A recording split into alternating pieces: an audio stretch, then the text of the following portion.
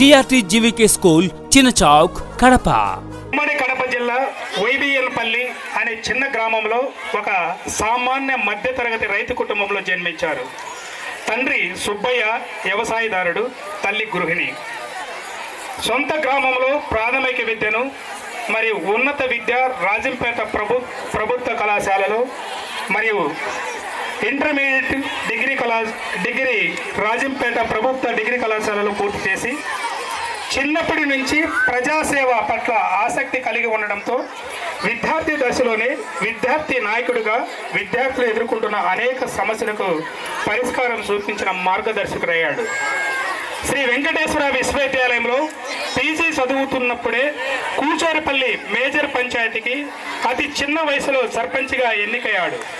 కూచేరుపల్లి పంచాయతీని అన్ని విధాలుగా అభివృద్ధి చేసి అప్పుడు రాష్ట్ర ప్రభుత్వం చేత ఉత్తమ పంచాయతీ అవార్డు అందుకోవడం చాలా గొప్ప విషయం. 2019లో రాజంపేట బీజేపీ ఎమ్మెల్యే అభ్యర్థిగా పేరు ఖరారైనప్పటికీ రాజకీయ సమీకరణాల కారణంగా టికెట్ దక్కలేదు. చదువుకున్న రోజుల్లో స్నేహితులను కూడగట్టుకొని అనేక గ్రామాలకు వెళ్ళి సామాజిక సేవా కార్యక్రమాలు చేస్తూ పలువురి ప్రశంసలు అందుకుంటూ వచ్చారు. నాగోతు రమేష్ నాయుడు గారు మాజీ రాష్ట్రపతి శ్రీ వెంకయ్య నాయుడు గారితో ఉన్న అనుబంధంతో జాతీయ నాయకులైన కేంద్ర హోంమంత్రి వర్యులు అమిత్ షా గారిని మరియు అనేక కేంద్ర మంత్రులను కలిసి రాజంపేట అభివృద్ధికి నిధులు తీసుకురావడంలో కృషి చేస్తూ వస్తున్నారు. శ్రీ నాగోతు రమేష్ నాయుడు గారు విద్యార్థి నాయకుడి నుంచి బీజేపీలో జాతీయ నాయకుడి వరకు ఎదుగుతూ వస్తున్నాడు. తన కుటుంబానికి ఎటువంటి రాజకీయ నేపథ్యం లేకుండా ఒక సామాన్య కార్యకర్త నుంచి జాతీయ నాయకుడిగా ఎదుగుతున్నాడంటే ఇది చాలా గర్వకారం. ఈ ఎదుగుదలకు అతనికున్న గట్టి సంకల్పమని చెప్పవచ్చు. త్వరలో నాగోతు రమేష్ నాయుడు గారిని మనము ఒక ఉన్నత స్థాయిలో చూడబోతున్నాం. నాగోతు రమేష్ నాయుడు గారు నేను కలిసి ఎస్వి యూనివర్సిటీలో చదువుకున్నాం. నాకు మంచి మిత్రుడు. నేను పిలిచిన వెంటనే ఈ కార్యక్రమానికి వచ్చినందుకు రమేష్ నాయుడు గారికి ప్రత్యేక ధన్యవాదాలు తెలియజేస్తున్నాను. థ్యాంక్ యూ రమేష్ అన్న. ఈ సాయం సంధ్యావేళ చక్కని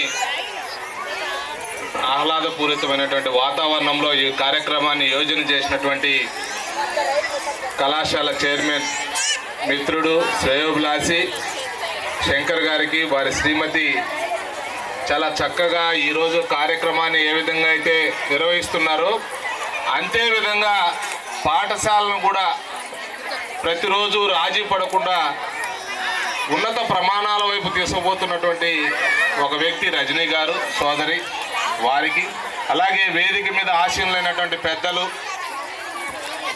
మనందరికీ సుపరిచితులు ప్రసాద్ బాబు గారు, పాలకొండరాయుడు గారి చిన్న కుమారుడు, గతంలో తిరుమల తిరుపతి దేవస్థానం బోర్డు మెంబర్లుగా కూడా వారు సేవలు అందించడం జరిగింది. అలాగే రామచంద్రారెడ్డి గారు విద్యా సంస్థలు నెలకొల్పారు. ఈరోజు శాసన మండలిలో విద్యార్థులు యువజనులు పడుతున్నటువంటి సమస్యల మీద వారి యొక్క వాణిని వినిపిస్తున్నటువంటి వ్యక్తి. అలాగే ఇందనక శంకర్ పరిచయం చేస్తున్నటువంటి క్రమంలో సామాన్యుడు అతి సామాన్య కుటుంబం నుంచి వచ్చి ఉన్నత స్థితికి ఎదిగి ప్రజలకు ఏ విధంగా కలంకితం లేకుండా తను సేవలు రైతులకు చేశాడో ఒక విద్యుత్ శాఖలో ఉన్నతాధికారిగా చాలా చక్కగా పరిచయం చేశారు. వారిని చూసి నిజంగా గర్వపడుతున్నాం. ఈరోజు ఇక్కడికి విచ్చేసినటువంటి మాతృమూర్తులకి నమస్కారం, చిన్న పిల్లలకు శుభాశీస్సులు.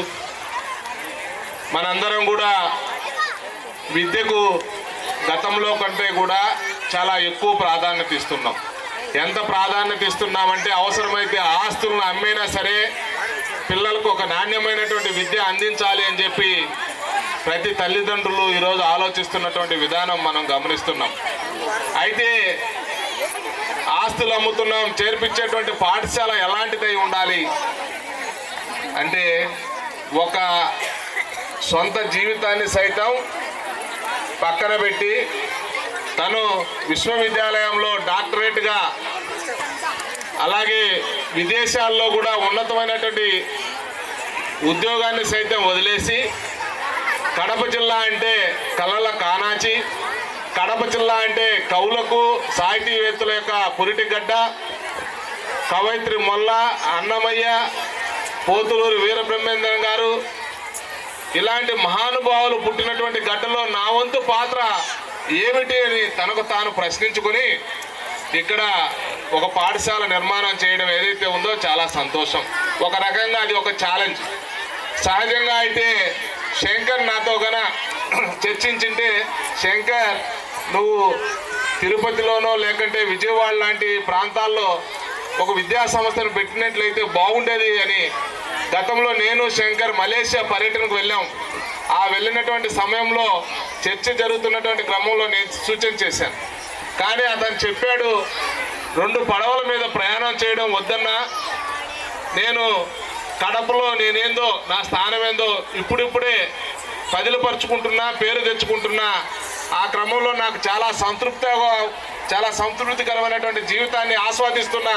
కాబట్టి నేను ఆ పాఠశాలని, ఆ విద్యార్థుల్ని ఈ యొక్క రాష్ట్రంలోనే చెప్పుకునేటువంటి గొప్ప సంస్థల్లో మంది కూడా ఒకటి ఉండే విధంగా తీర్చిదిద్దాలన్న కోరిక ఉందని చెప్పాడు.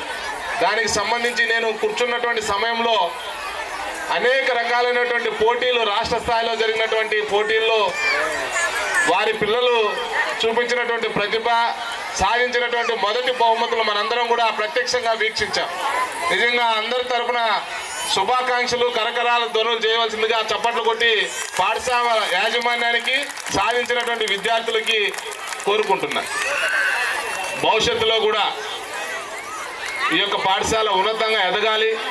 ఇందాక శ్రీనివాసులు గారు చెప్పినట్లు గొప్ప ప్రమాణాలతో కూడినటువంటి, ఈరోజు విద్య అంటే కమర్షియలైజేషన్ అయిపోయింది. అలా కాకుండా విలువలతో కూడినటువంటి, సామాజిక స్పృహ పెంచే విధంగా, సమాజం పట్ల బాధ్యత కలిగినటువంటి రేపటి తరంగా తయారు చేసేటువంటి పాఠశాలలు ఇలాంటివన్నీ కూడా ఇంకా చాలా రావాలని కోరుకుంటూ ఈ అవకాశం ఇచ్చినటువంటి మీ అందరికీ కూడా ధన్యవాదాలు. భారత్ మాతాకి జై. 2025-26కు అడ్మిషన్లు ప్రారంభమైనవి. జిఆర్టీ జీవికే స్కూల్, చిన్న చౌక్, కడప. సెల్ 7095697989.